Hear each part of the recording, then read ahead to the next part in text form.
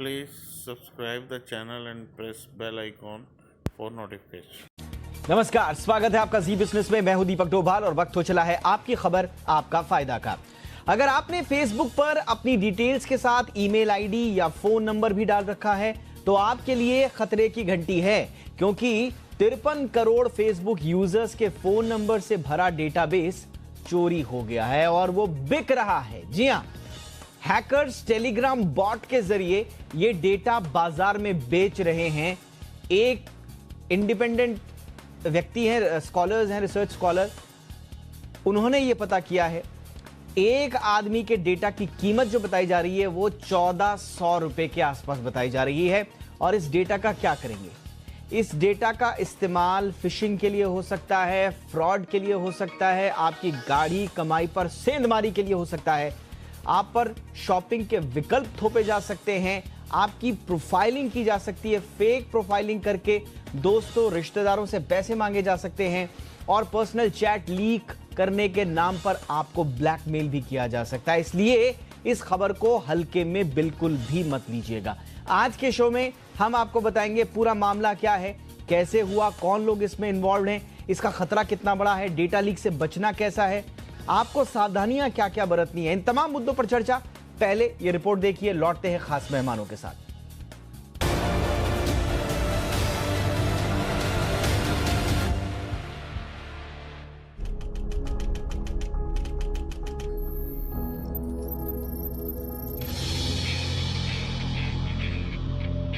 नए दोस्त बनाने हो या पुराने दोस्तों से चैटिंग, किसी इवेंट का प्रमोशन करना हो, कोई सामान खरीदना हो या किसी प्रोडक्ट का रिव्यू लेना या फिर किसी को ढूंढना, फेसबुक ही वो ठिकाना है जहां आकर हर किसी की तलाश खत्म होती है। फेसबुक पर लोग एक दूसरे को आसानी से ढूंढ सकें, इसके लिए वो अपनी कई डिटेल्स जैसे ईमेल आईडी, ऑफिस का एड्रेस और मोबाइल नंबर तक डाल देते हैं। अगर आपने भी अपना फोन नंबर फेसबुक पर डाला है तो आपके लिए बुरी खबर है, क्योंकि हैकर्स ने फेसबुक के डेटाबेस से करीब 53 करोड़ लोगों का डेटा उड़ा लिया है। इन 53 करोड़ लोगों में एक चीज कॉमन है कि सभी ने अपने फोन नंबर फेसबुक पर शेयर किए थे। हैकर्स ने करीब 100 देशों के फेसबुक यूजर्स की डेटा में सेंध लगाई है। इनमें से 61 लाख से ज्यादा भारतीय यूजर्स भी शामिल हैं। ये सारा डेटा टेलीग्राम बॉट के जरिए बेचा जा रहा है। एक व्यक्ति के डेटा की कीमत $20 रखी गई है, यानी करीब 1460 रुपए। सिक्योरिटी रिसर्चर एलन गाल ने ट्विटर पर इस बड़ी चोरी का खुलासा किया है। अगर आप सोच रहे हैं कि टेलीग्राम बॉट या डार्क वेब पर बिक रहा फेसबुक का डेटा आपको कितना नुकसान पहुंचा सकता है, तो जान लीजिए इसके नुकसान तुरंत नजर नहीं आते, लेकिन लॉन्ग टर्म में ये काफी खतरनाक हो सकता है। हैकर्स यूजर्स का डेटा फिशिंग और फ्रॉड के लिए इस्तेमाल कर सकते हैं। फोन नंबर होने से यूजर को आसानी से ढूंढा जा सकता है। उसकी फेक प्रोफाइलिंग कर दोस्तों, रिश्तेदारों से पैसे से ब्लैकमेलिंग तक हो सकती है। यूजर्स पर शॉपिंग के विकल्प भी थोपे जा सकते हैं। यहाँ तक कि आपका राजनीतिक झुकाव किस तरफ है, आप वैचारिक रूप से किसे पसंद या नापसंद करते हैं, इसका भी पता चल सकता है। यही कारण है कि बहुत सी कंपनियां हैं जो यूजर्स के पर्सनल डेटा की मुंह मांगी कीमत चुकाने को तैयार बैठी हैं। Please subscribe the channel and press bell icon for notification. ये पहला मौका नहीं है जब फेसबुक यूजर्स के डेटा में सेंध लगी हो। इससे पहले भी 2019 में 42 करोड़ लोगों का फेसबुक डेटा चोरी हुआ था और 2018 में कैम्ब्रिज एनालिटिका के साथ 8 करोड़ 70 लाख लोगों का डेटा शेयर करने में भी फेसबुक की भूमिका संदिग्ध पाई गई थी। इसी मामले में भारत में जांच एजेंसी सीबीआई ने भी एफआईआर दर्ज कर जांच शुरू कर दी है, जबकि फेसबुक की शाखा व्हाट्सएप की संदिग्ध प्राइवेसी पॉलिसी के खिलाफ भी सरकार ने कड़े तेवर अख्तियार किए हुए हैं। कुल मिलाकर फेसबुक हो या व्हाट्सएप, डेटा की सिक्योरिटी को लेकर तमाम सवाल आम लोगों में चिंता पैदा कर रहे हैं। इस पर ठोस नीति कब बनेगी ये कहना मुश्किल है, लेकिन फिलहाल अपने डेटा की सुरक्षा के लिए जागरूकता और सावधानी ही सबसे बड़ा उपाय है। ब्यूरो रिपोर्ट, जी मीडिया। और जब भी इस तरह की खबरें आती हैं हम सबसे पहले आपको अलर्ट करने की कोशिश करते हैं, और जैसा कि हमने अपनी रिपोर्ट में भी कहा है, इस पर पॉलिसी कब बनेगी, इस पर सरकारें और जो कंपनीज हैं वो आपस में किस तरह से तालमेल बैठाकर जिम्मेदारी फिक्स करेंगी, रिस्पॉन्सिबिलिटी अकाउंटेबली फिक्स करेंगी, ये थोड़ा कहना मुश्किल है। फिलहाल अभी काम इस पर चल रहा है, थोड़ा सा सरकार अलर्ट भी हुई है, आगे इस पर काम चल रहा है, लेकिन जब तक ये नहीं होता है, कोई ठोस नीति नहीं आती है, तब तक एक्स्ट्रा अलर्ट रहिए। और अलर्ट रहने के लिए आपको क्या करना है, सावधानियां क्या क्या बरतनी है, वो भी हम आज के शो में बताएंगे। लेकिन थोड़ा सा मामला समझ लेते हैं, और मेरे साथ आज के इस चर्चा में दो खास मेहमान मौजूद हैं। हमारे साथ हैं अमित दुबे साहब, जो कि सोशल मीडिया एक्सपर्ट हैं, जाने माने। अमित जी, बहुत बहुत स्वागत है आपका। और हमारे साथ हैं विराग गुप्ता, देश के जाने माने साइबर लॉ एक्सपर्ट हैं। विराग जी, बहुत बहुत स्वागत है सर आपका। विराग जी, आपसे ही शुरुआत करना चाहेंगे। सर, अभी तो हम देख ही रहे हैं ये व्हाट्सएप की जो मनमानी प्राइवेसी पॉलिसी आई, उस पर अभी क्या घमासान चल रहा है। देर सवेर सरकार भी जागी, कोर्ट में जाकर बता रही है कि नहीं साहब, यूरोपियन कंट्रीज के लिए अलग नियम, हमारे लिए अलग नियम, गलत हो रहा है। कैम्ब्रिज एनालिटिका मामले में तो सीबीआई ने एफआईआर दर्ज की है, देर सवेर उसमें भी लग रहा है कि कोई ना कोई कार्रवाई होगी। लेकिन उसके बावजूद ये मामला सामने आ जाना कितना गंभीर है सर ये, और कितना हमें अलर्ट होना चाहिए इस प्रकरण के बाद? देखिए दीपक जी, सबसे पहले मैं आपको और जी बिजनेस दोनों को बधाई दूं कि डिजिटल मामलों पे आपकी पहल के बहुत अच्छे नतीजे आ रहे हैं, चाहे लोन ऐप का मामला हो, चाहे डेटा लीक का मामला हो।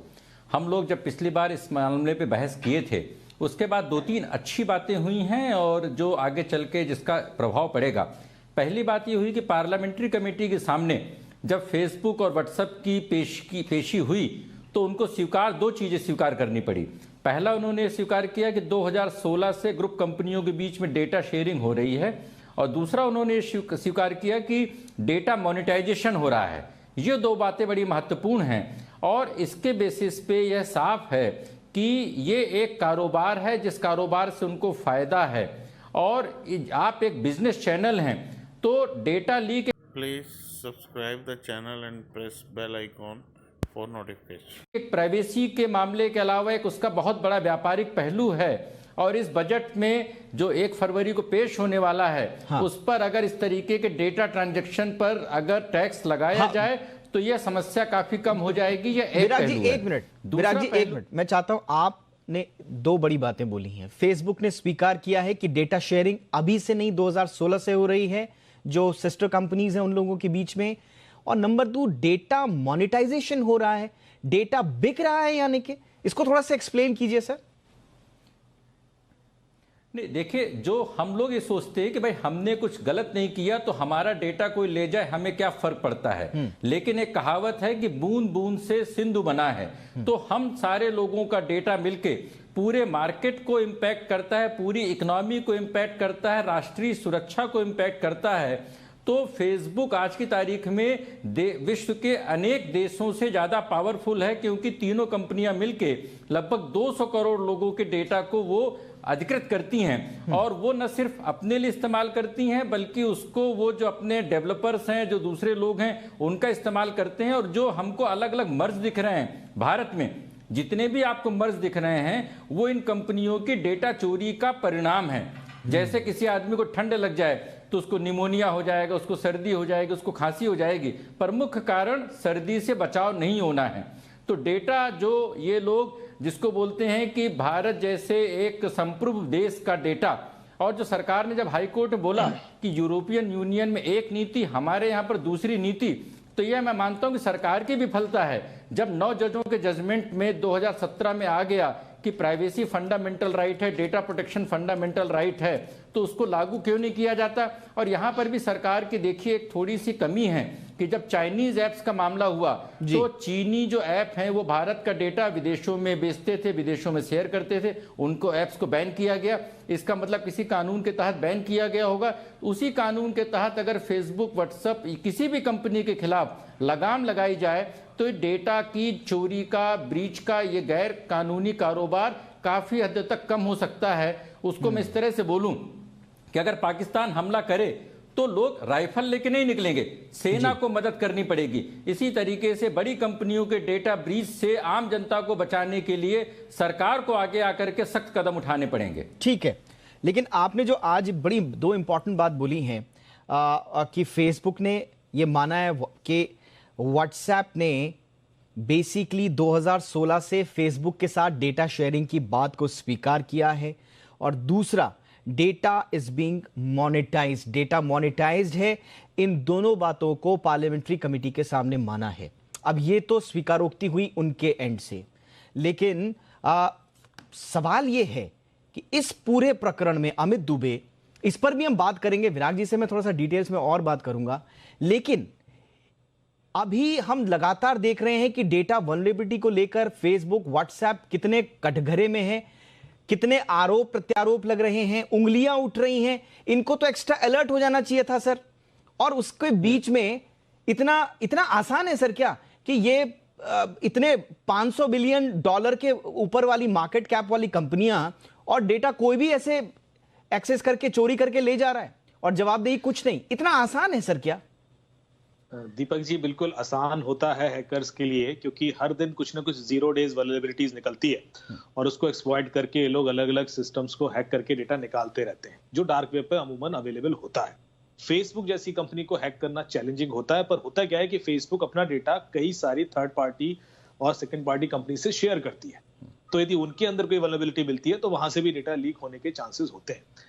अब यहाँ पर खास बात यह है कि हम जैसे लग रहा है कि सिर्फ मोबाइल नंबर ही गया है, मोबाइल नंबर एक बहुत ज्यादा सेंसिटिव चीज हो जाती है यदि आपके फेसबुक आईडी के संग जो लिंक्ड मोबाइल नंबर है वो मुझे मिल जाए। क्यों? क्योंकि मोबाइल नंबर से एसोसिएटेड आपका हर इंफॉर्मेशन फिर मैं एक्सेस कर सकता हूँ, जैसे आप किस किस बैंक में आपके अकाउंट्स हैं, आपके ट्रांजेक्शन डिटेल्स भी मुझे मिल सकते हैं, क्योंकि ऐसी कई सारी कंपनीज हैं जो ट्रांजेक्शन डिटेल्स देती हैं लोगों के, क्योंकि वो आपके फोन से एसएमएस जो होते हैं वो रीड करके डेटा अपलोड करते रहते हैं। बहुत सारी एप्लीकेशन आपके फोन में होती हैं जो एसएमएस रीड करती हैं, तो आपकी जितने बैंकिंग ट्रांजेक्शन डिटेल्स हैं वो भी उन्हें मिल जाते हैं।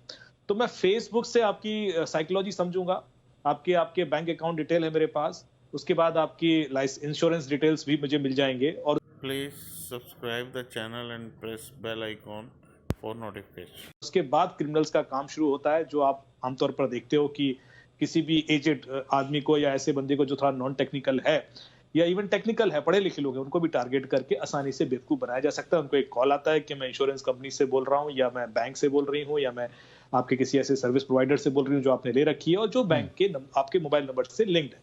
इसलिए ये इतना ज्यादा सेंसिटिव है, जिससे हम ऑलरेडी इतना सफर कर रहे हैं इंडिया में आज की डेट में बिलियंस एंड बिलियंस डॉलर के लॉसेस हैं because of social engineering based crime जो आजकल हो रहे हैं, जिसपे फोन पर कॉल करके फिशिंग करके लोग अटैक करते हैं।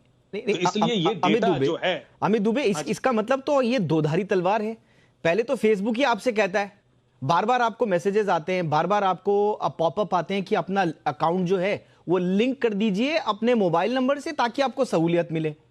तो ये तो पहला तो फेसबुक ही आपसे नंबर मांगता है। कुछ लोग होते हैं जागरूक जो बोलते हैं नहीं, आपको हमारी ईमेल आईडी है, आपके पास है, आपको नंबर का क्या करना है, मैं ऐसे ही अपना फेसबुक चलाऊंगा। वो लोग तो बच जाते हैं। चलिए फेसबुक के झांसे में नहीं आए। अब जो बच गए वो फेसबुक का इस्तेमाल करके डेटा की चोरी कर रहे हैं बाकायदा, और इसके लिए जिम्मेदारी किसकी होनी चाहिए? फेसबुक की होनी चाहिए। यानी कि आप तो फंस रहे हैं, नंबर तो आपका एनी हाउ जाना ही जाना है। बिल्कुल सही बात आपने पकड़ी है दीपक जी, क्योंकि आपको मोबाइल नंबर देना ही पड़ेगा, क्योंकि मल्टी फैक्टर ऑथेंटिकेशन आजकल मैंडेटरी ऑप्शंस दिए जाते हैं लोगों को कि भाई आप सेफ्टी के लिए आप मोबाइल नंबर लिंक कीजिए फेसबुक से, तो आपको वो देना ही पड़ेगा।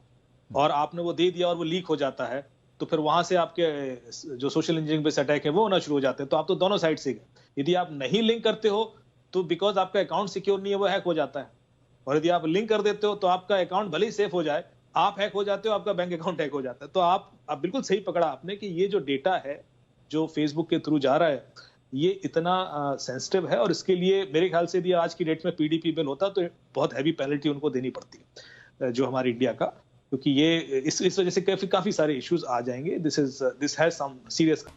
तो फेसबुक यूजर्स जितने भी हैं जो फेसबुक इस्तेमाल करते हैं उनसे रिलेटेड आज के लिए हमारा बड़ा शो है। उनके लिए खास तौर पर है एक इंडिपेंडेंट रिसर्चर हैं एलन गाल।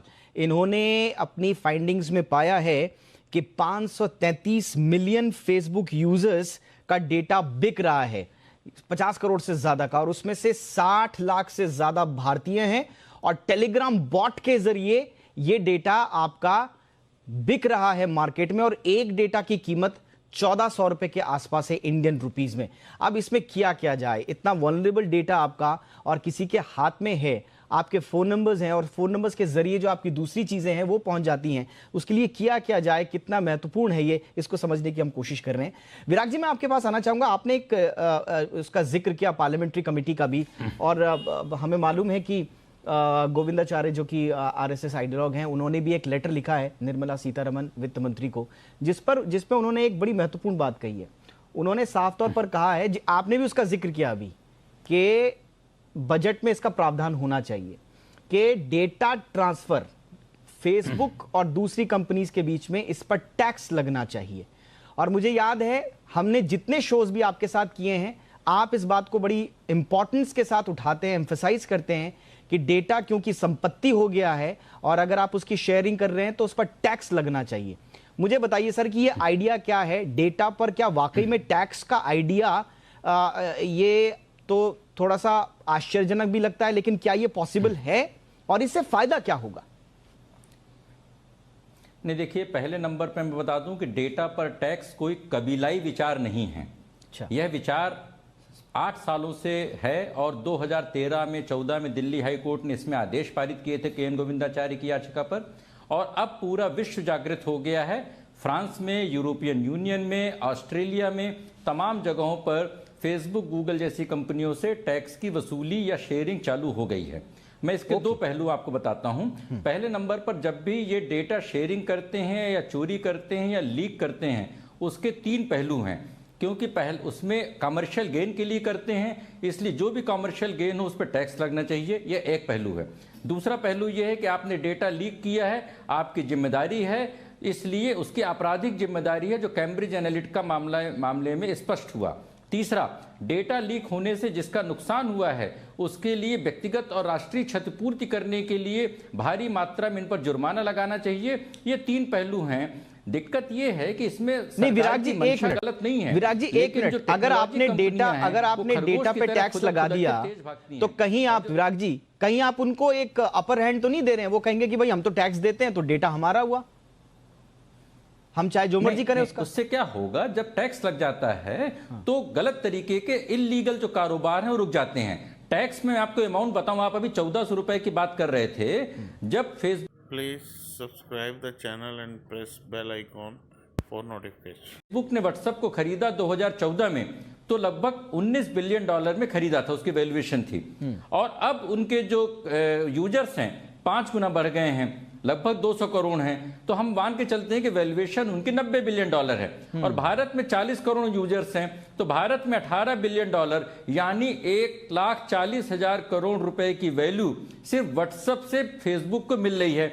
अब फेसबुक, व्हाट्सएप तो आपसे पैसे नहीं लेता है, लेकिन बदले में, जिसको बार्टर सिस्टम बोलते हैं, वो आपको फ्री सर्विस देता है, बदले में आपका ये डेटा बेचता है। उस डेटा बेचने में राष्ट्रीय नुकसान क्यों होना चाहिए? इसलिए ये कोई प्रिमिटिव चीज नहीं है। जब पूरी इकोनॉमी डिजिटल हो गई है तो डिजिटल में टैक्सेशन तो लगाना ही पड़ेगा, लगाना पड़ेगा। अगर नहीं लगाएंगे तो हमारी अर्थव्यवस्था कोलैप्स कर जाएगी। ये हमारे राष्ट्रीय जरूरत है, ये कोई कानून की बात नहीं है। जहां तक न्यायपालिका की बात है, बड़ा दिलचस्प पहलू यह है कि सुप्रीम कोर्ट ने व्हाट्सएप मामले में 3 साल पहले एक संविधान पीठ का गठन कर दिया। उस पर सुनवाई इसलिए नहीं हुई कि सुप्रीम कोर्ट का मानना यह था कि 9 जजों की बेंच पर जो फैसला हुआ सरकार उस पर कार्रवाई करेगी। और अब दिल्ली हाई कोर्ट में एक याचिका अलग से आ गई, सुप्रीम कोर्ट में एक नई याचिका अलग से आ गई है। तो मुझे लग रहा है कि सरकार बजाय सुप्रीम हाई कोर्ट में जाके ये बोले कि व्हाट्सएप या फेसबुक यूरोपियन यूनियन के लिए अलग नियम मानते हैं, यहाँ के लिए अलग नियम मानते हैं, इसके बजाय सरकार नियमों को स्पष्ट करे। और अगर उन नियमों का पालन ये कंपनियां नहीं करें तो व्यक्ति या सरकार या समाज इन कंपनियों के खिलाफ कार्रवाई कर सके। बिल्कुल सही बात है। ये वाकई में देखना बड़ा दिलचस्प होगा कि इस चिट्ठी पर वित्त मंत्री निर्मला सीतारमण की क्या प्रतिक्रिया होती है। और वाकई में अगर ऐसा होता है, और जैसा कि विराग जी बता रहे हैं कि कोई ये प्रिमिटिव आइडिया नहीं है, ऐसा नहीं है कि आज हम पहली बार इस पर चर्चा कर रहे हैं। इस तरह के आइडिया जो है वो कोर्ट के सामने भी बताए जा चुके हैं और पब्लिक डोमेन में भी हैं। और अगर वाकई में डेटा शेयरिंग पर टैक्स इंपोज होता है, जैसा कि बताया जा रहा है कि फ्रांस में ऑलरेडी है, इटली में ऑलरेडी है, यूके में है, डिजिटल सर्विसेज टैक्स के नाम पर, तो अगर डेटा शेयरिंग में टैक्स इंपोज होता है तो कहीं ना कहीं अकाउंटेबिलिटी फिक्स होगी। एनीवे, मैं अब आऊंगा अमित आपके पास।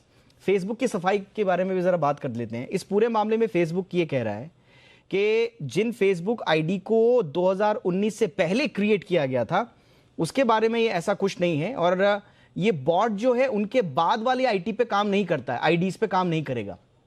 तो अब हम सबके तो अकाउंट जो है वो 2010-11 से बने हुए हैं। इनफैक्ट बहुत सारे यूजर्स का तो इसका मतलब हमारी पॉकेट कभी भी खाली हो सकती है। इसका मतलब ये है कि इनको पता है कि डेटा कब निकला, कहां से निकला, कौन सा वर्जन था डेटाबेस का, ये सारी डिटेल उनके पास है। हाँ। तभी वो इतना अश्योर्ड है। उन्होंने वो डेट आइडेंटिफाई कर ली है कि जो डेटाबेस गया है ये 2019 के पहले गया है और उस समय ये डेटा लीक हुआ है। हाँ। बात ठीक है। सवाल ये है कि अब जो फिक्स आ गया है, डेटा तो मेरा चला गया ना, और डेटा तो मल्टीपल तरीके से यूज हो गई। मैं अपना मोबाइल नंबर तो इतनी जल्दी चेंज करूंगा नहीं। और जैसा कि अभी विराग जी ने बड़ी अच्छी बात कही कि डेटा का स्वरूप बदलते ही उसकी वैल्यू बढ़ती चली जाती है। डेटा जैसे अभी आप 1,80,000 करोड़ का वैल्यूशन है, पर उसी डेटा को थोड़ा सा मैं प्रोफाइलिंग करके 2-4 और इन्फॉर्मेशन ऐड कर दूंगा तो उसकी वैल्यू और बढ़ जाती है। फिर वो आगे किसी कंपनी के पास जाता है, वो और बढ़ जाती है। तो ये टैक्सेशन वाला जो रीजन है इस वजह से है क्योंकि उसी डेटा की वैल्यू भी परिवर्तित होगी कि कंपनी उसको कैसे यूज कर रही है और उस कंपनी के पास ऑलरेडी और कौन सा अच्छा अमित जी क्विकली जरा बता दीजिए, आप करें क्या, यूजर्स करें क्या? कोई कहता है कि आप अपना फोन नंबर मत दीजिए, कोई कहता है कि आप 2 आईडीज रखिए, एक फेसबुक वाली ईमेल आईडी अलग रखिए और जो आप ट्रांजैक्शंस वगैरह करते हैं उसके लिए अलग आईडीज रख दिए। आपकी टिप्स क्या होंगी सर? हम ग्राफिक्स के जरिए दर्शकों को बता भी रहे हैं आप क्या क्या कर सकते हैं, लेकिन इस पर अमित संक्षेप में थोड़ा सा आप लाइट डाल दें। देखिए, पहली चीज ये है कि यदि हम मान लें कि हमारा नंबर किसी के पास है तो एक जो नेचुरल हमारी इंस्टिंक्ट होनी चाहिए कि यदि कोई भी ऐसा कॉल आता है जो हमसे उस नंबर के भरोसे कोई इंफॉर्मेशन निकलवाने की कोशिश करता है तो कृपया उस पर विश्वास ना करें, क्योंकि ये तो मान के चलना पड़ेगा कि करीब करोड़ों 1.5 करोड़ इंडियन लोगों के नंबर सब उनके पास हैं, उनके पास कॉल आएंगे।